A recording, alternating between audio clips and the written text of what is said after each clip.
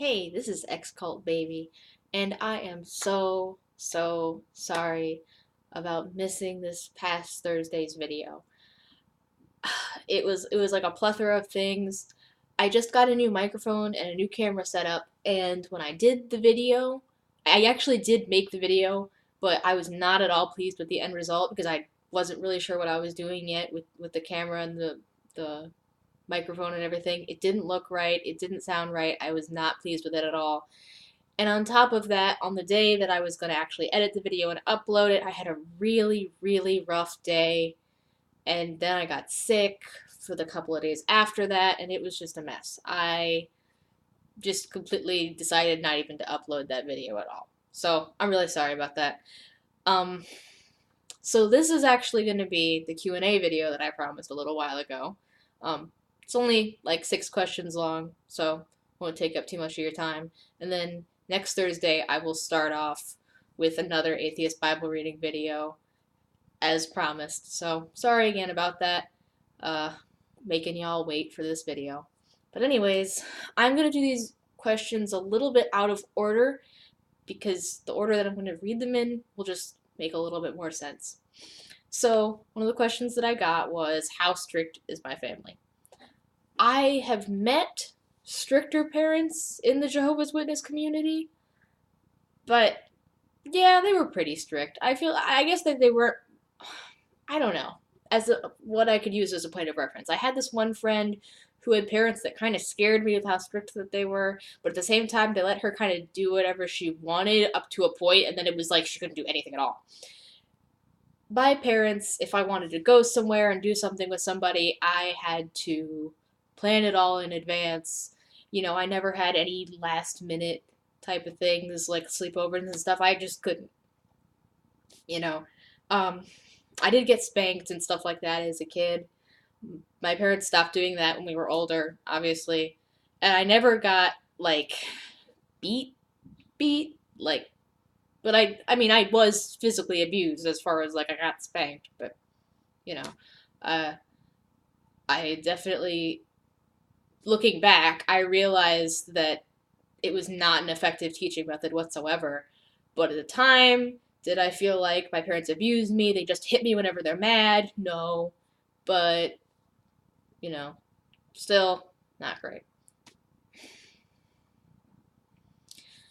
Okay, the next question I'm going to do, did I make any worldly friends? Yes. In fact, my worldly friends really are what ended up getting me out, which is one of the reasons that, as far as just people who don't know how to interact with witnesses, what people who want to help people who are stuck in the cult, my piece of advice to them is honestly just to befriend them, because just letting them see that worldly people aren't evil is a big step in the right direction to make them go, huh, maybe all the extremes that I learned might be wrong. So I was homeschooled my entire life up until my junior year. And in my senior year, I started really making friends with this trans guy that was in one of my classes. And he was really cool and he was really funny and we had a lot of interests in common and he was very intellectual. And we did discuss religion and biblical topics occasionally. And he was less questioning, more just listening, but his outlook on life did affect me. And he was actually one of the people who got involved in my life that really made me kind of question what I thought of myself and made me really examine myself. He identifies as pansexual, which is how I identify now. And at the time, I just kind of started to be like, it's weird. You look like a woman, but I find you attractive, and your gender identity doesn't have any effect on my attraction to you at all. It does, none of that makes a difference to me. And that was when I started to really realize. Um, so I didn't have that many friends in high school. That was one of my only friends in high school. I mean, I had other friends, but the main thing that I came out of it with was my friendship with that guy. There was another girl too, and um, Yeah, there was another girl too, and she will be more important later to another question, so I will save that. But we were kind of like a group of three friends in high school, and my friendship with them was very pivotal to me exiting the Jehovah's Witness cult, religion, whatever. Okay, so next question. Did not being accepted for my sexuality make me question? No. I was just extremely deluded. I came out to my parents as bisexual because at the time I didn't really understand or use the term pansexual as I understand myself to be now. But at the time I came out to my parents as bisexual, it was at a family worship evening. Before we even got started and said prayer, I was like, okay, just so you guys know, I have an announcement to make after family worship is over. And they were like, just tell us now. And I was like, no, I don't want to spoil the whole evening. And my mom was like, are you pregnant? And I was like, what? No, it's a good thing. And then they were like, well, what is it? And I said, I'm bisexual, okay? I'm bi. And there was a silence for a little bit, and somebody said, how is that a good thing? And I was like, it's definitely better than being pregnant. And they were like, yeah, okay. Well, she's not pregnant. I guess that's fine. Um, well, we had the family worship, moved on as normal, and then obviously my siblings were dismissed, and my parents sat me down, and we had our whole discussion. And basically, they just told me, well, they grilled me about it first. You know, how long have you felt this way? Have you had girl crushes? Blah blah blah blah blah. And basically, they told me that it was. They didn't say it's just a phase, but they did say, you know, you're a young person with raging hormones, and you could be attracted to anything right now. And but they didn't invalidate my feelings in that they never said no, you're not attracted to women, you don't know what you're talking about. But they never invalidated my experiences, but they did basically say, um, this could just be a temporary thing. Maybe you'll grow out of it, maybe not.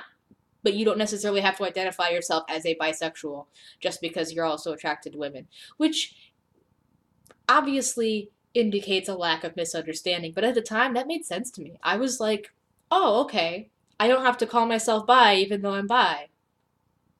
Like, so we all just kind of carried on after that. Like, acted like nothing happened. I was like, well, that could have gone worse, and I just moved on. You know, like my parents didn't berate me, they didn't call me an abomination, they didn't do any of the really extreme things that conservative people usually do in response to that kind of news.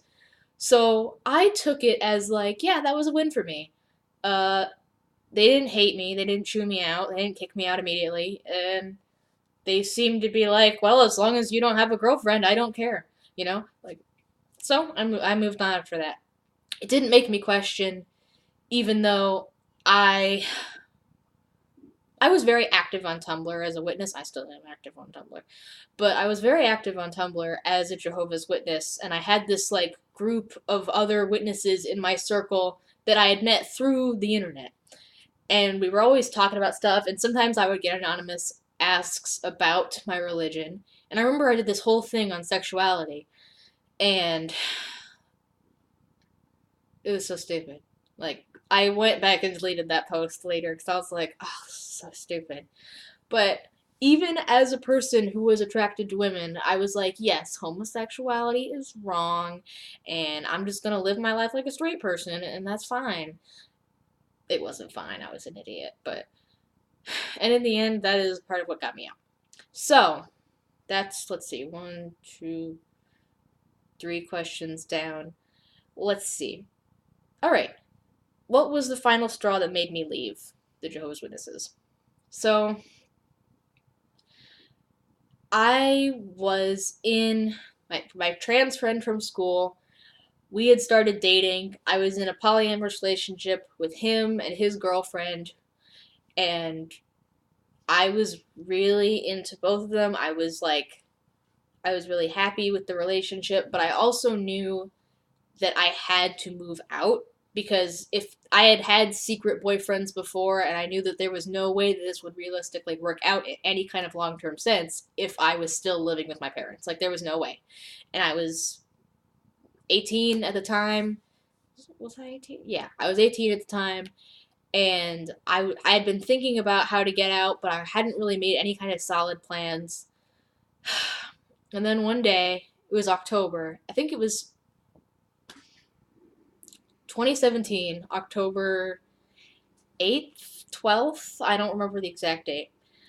But this there was some kind of special meeting that day that all the congregations were invited to. It was some special meeting. And we were preparing to go, my family and me.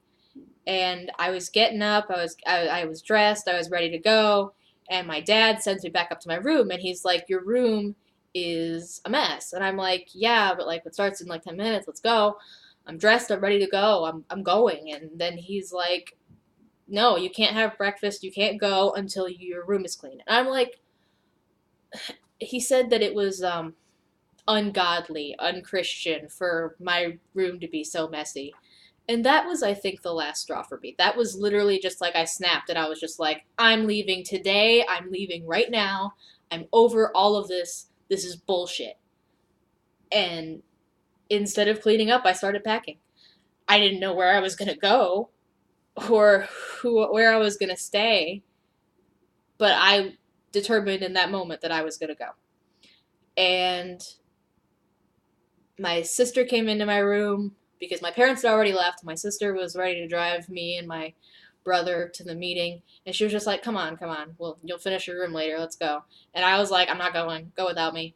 And I really hated that it was my sister who had to be the one to find out first because she's very sensitive, and she's a year older than me, so she's been my best friend for like years.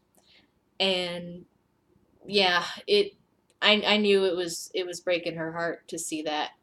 But she took my brother and she went to the meeting, and so I was home for a couple of hours alone, and I was just trying to figure out what the hell I was gonna do. I called my boyfriend, who was actually staying over at my girlfriend's house, so she was there too, and we determined that I could stay with my our mutual friend from school, the other girl. Um, I moved in with her and her uncle for a few months, and that was where I lived for, yeah, a couple months. I just stayed. We shared a bed. I think it was actually a futon. Was it a futon? No. Yeah. Um, it was really cramped, but I remember we had up these fairy lights in the room, and that somehow that was very calming for both of us. It was a very pivotal point in both of our lives, but that was like I like we really had each other. Like we were like sisters.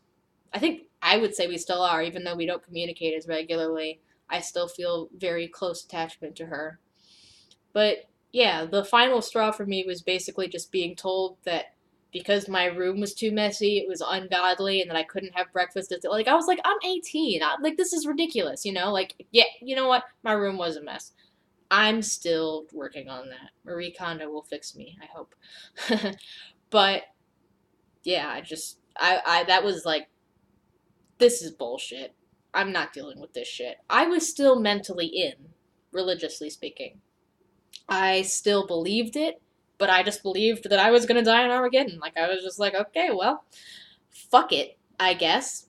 I'm just gonna die in Armageddon because I can't do this shit anymore. Can't do it. Yeah.